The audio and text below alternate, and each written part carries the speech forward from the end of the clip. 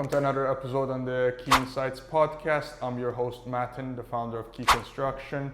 And today we're here with Andy Abani. Andy, welcome to the show. Thanks, man. Thanks for having me. Before starting on the journey of Key Construction, I was working in the multifamily space for 6 years, and I had the pleasure of working with Andy for a little while. That was 7 years ago now? Yeah, it's been 7 years. Now, I've been out of the multifamily space for a little while, but you've gone on to bigger and better things, working on some of the most exciting projects in the multifamily space. Tell us a little bit about what you've been up to lately, man. Yeah, since then I've been doing a lot of high rises. We're busy, we're still busy. Mid rises is where everybody now is heading to. Is that what you're seeing for the most part? I think so. It's shorter, right? You're now waiting 5 years from the time you buy the land to the time you finish. You're now waiting 5 years. It's shorter. What's the timelines for permit processing for mid-rise right now?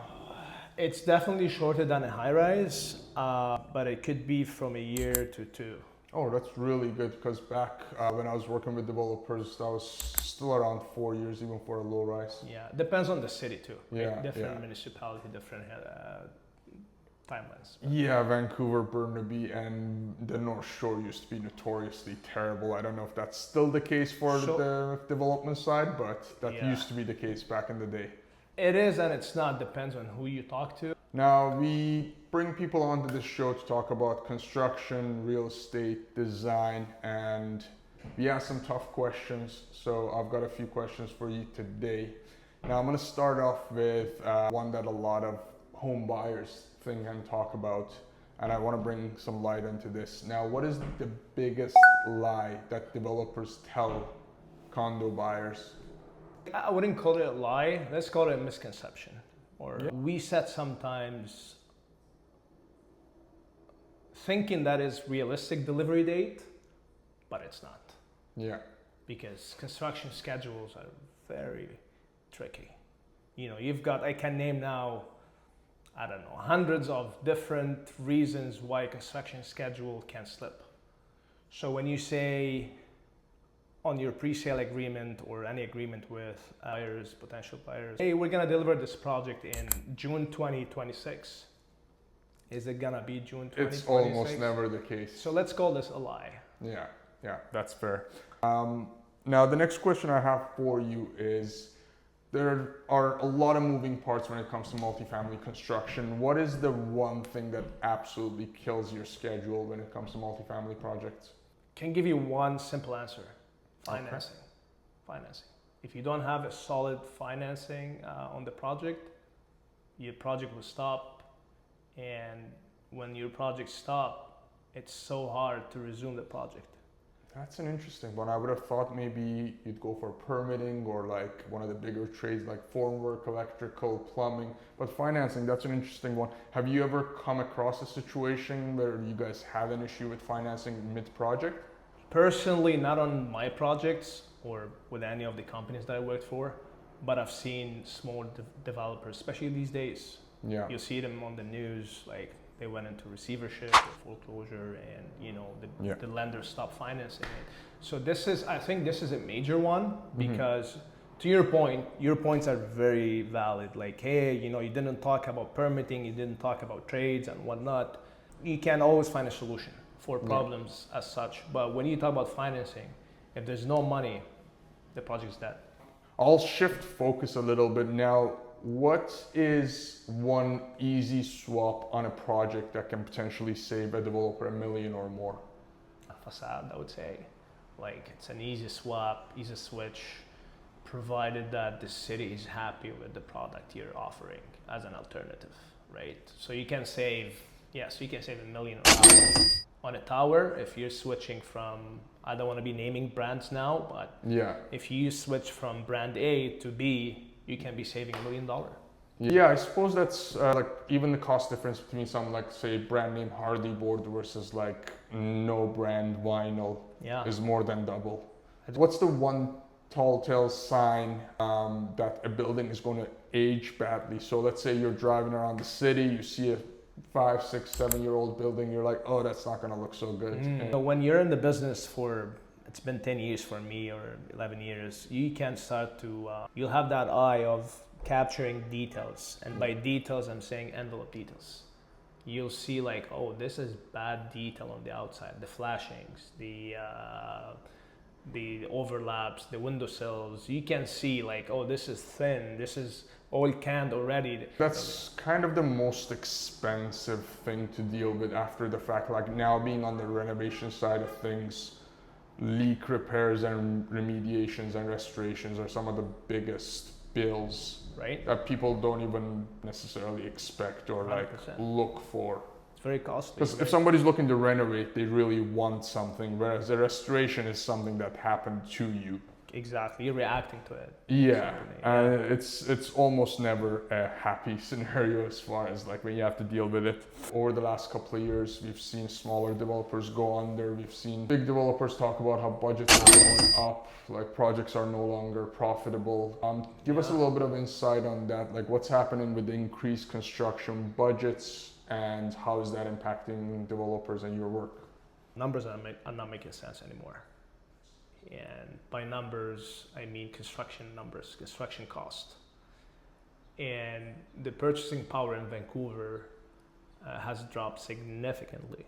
Like, I don't think now, not too many people have, what do you call it, 150 to 100 cash to put on a down payment or as a down payment. Oh, that's interesting. So you're not talking about from the developer side of things in terms of financing the project, but more so for home buyers buying into that project. Yeah, because it Tied does. into Oh the- yeah, it does. It's intertwined somehow. I mean, it's always any project has to have a purpose, and for that purpose to exist, you need buyers.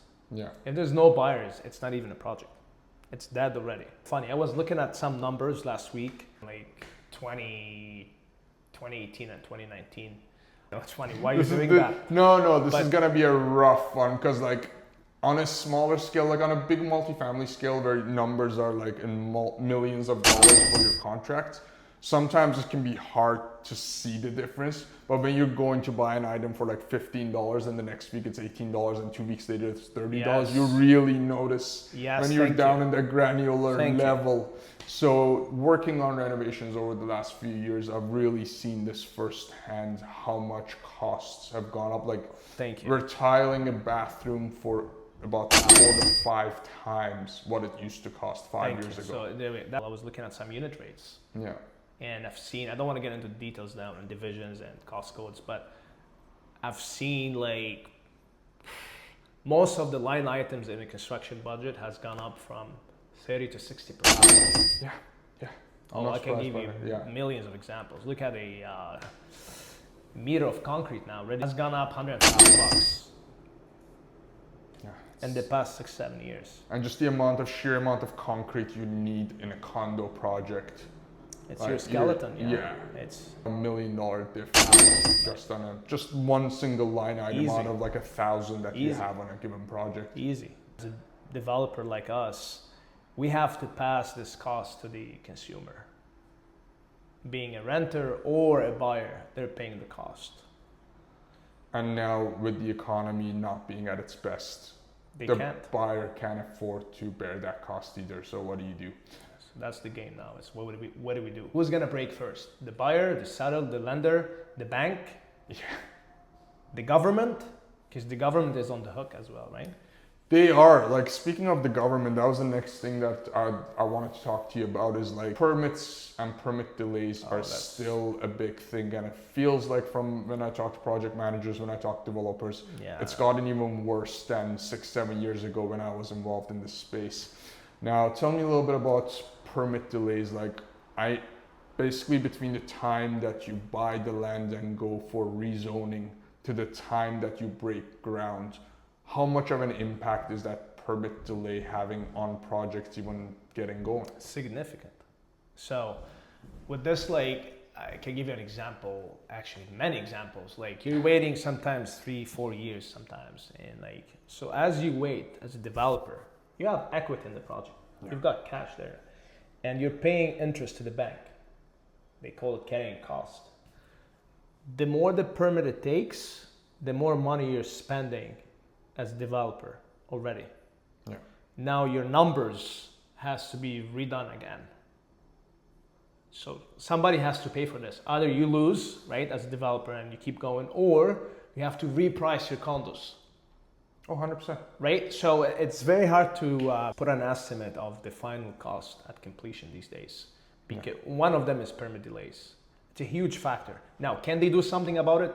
100%. How? It's their problem.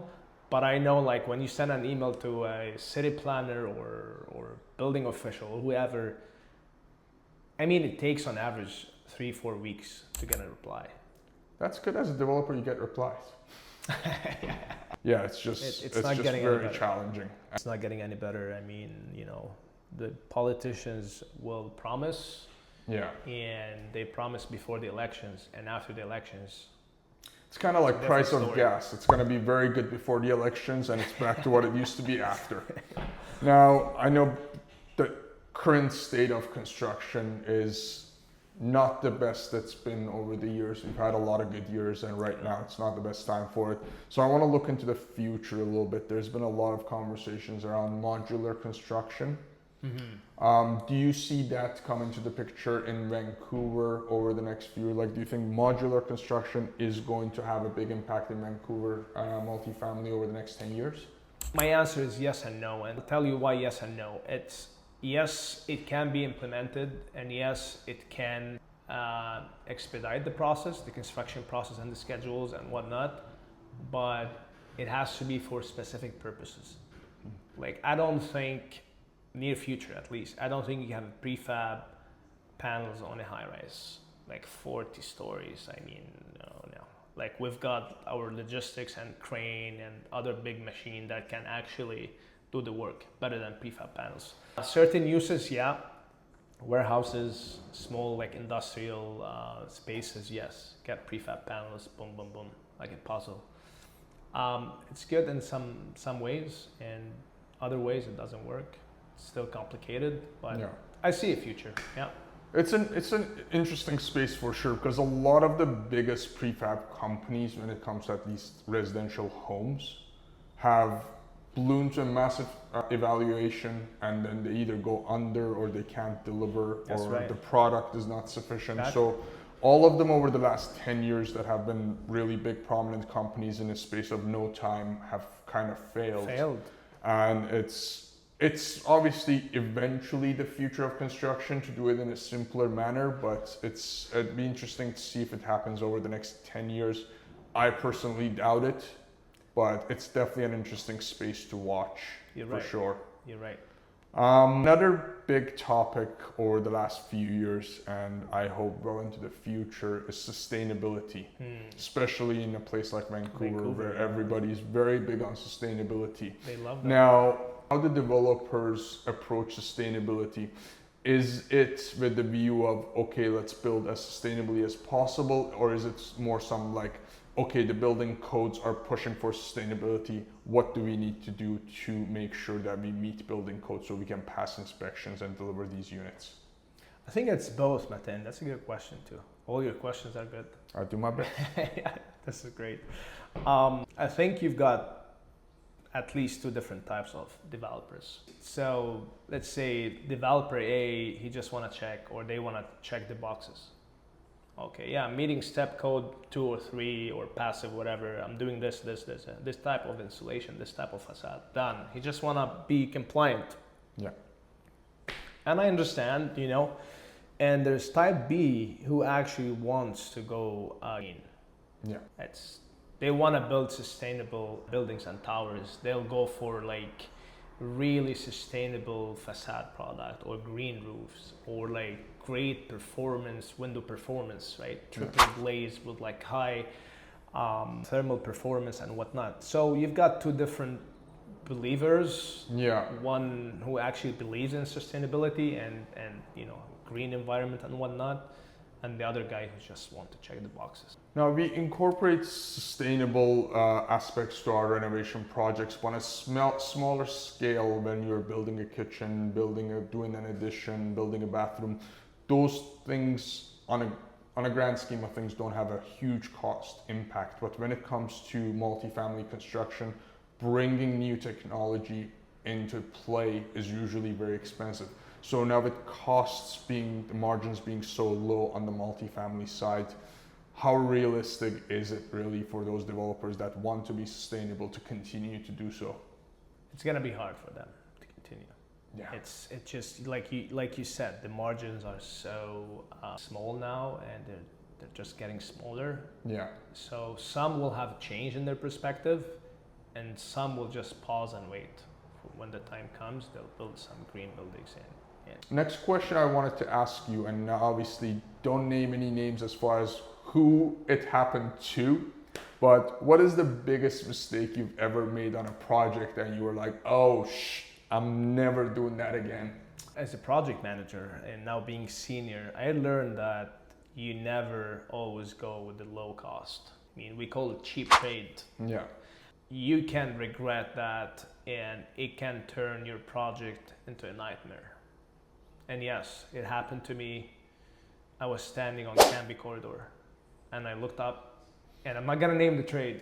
I think I know the project though. I think I know the project. The project went really sideways just because we chose to hire the lowest bidder. Was it the formwork? Was it one of the major trades? Oh, major. Envelope. Oof. Dude, it's almost killed the project. Almost. I got to a point where, am I gonna finish this project? Am I gonna finish this, or is it gonna be an endless project? Yeah. And that was a mistake. And now I take my time assessing, evaluating, looking at the cost, performance, checking references, quality of work. Service is very important. Yeah. You need good service. No, that's really important on our side as well. Like the way that translates, I personally try to work with a lot of business owners. Yeah. Because the level of care and attention that you get from a smaller business where it's their baby, it's their company, they really care about each and every project that they do. So that's kind of like a similar, that's a similar situation on the renovation side of things, where like we have to pick the right team to work with to make sure the project goes successfully. Where do you see the future of construction in Vancouver over the next 10 years? It's hard to predict for the next 10 days with this craziness happening, especially with the tariffs. Oh, there's tariffs. No, there's no tariffs. So we're dealing with a lot of uncertainty.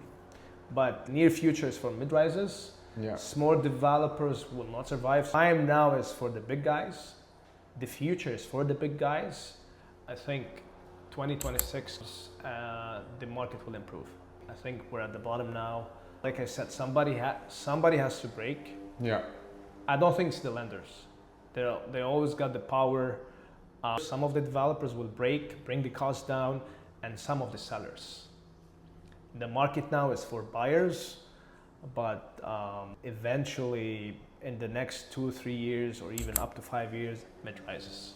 So at some point, the numbers will again make sense on to a go concrete. condo? Yeah, and then you'll see that cycle is back. Okay, now we can build concrete and make money. Oh, the numbers make sense now. Okay, we did that stress test against the escalation. The numbers will make sense. Let's build towers. Yeah, but overall, like as a resident of Vancouver over the last 25 years, I've noticed a very direct shift away from single family homes and towards condos. So I guess you're of the same opinion that that's where it's all going. We should. And rental. You're going to see a lot of rental development. There's a lot of great incentives for rentals. I have some developer friends that have completely shifted focus in that. And maybe prefab. You never know. Maybe prefab. Prefab student housing, or like... I suppose only time will tell. 100%. Thank you guys so much for joining us on this episode. If you like the conversation, please subscribe and follow the channel. We've got a lot more coming your way. Andy, thank you so much for joining me. I appreciate your time. For having me, man. And hopefully we'll connect again soon. Definitely. Thanks for having me.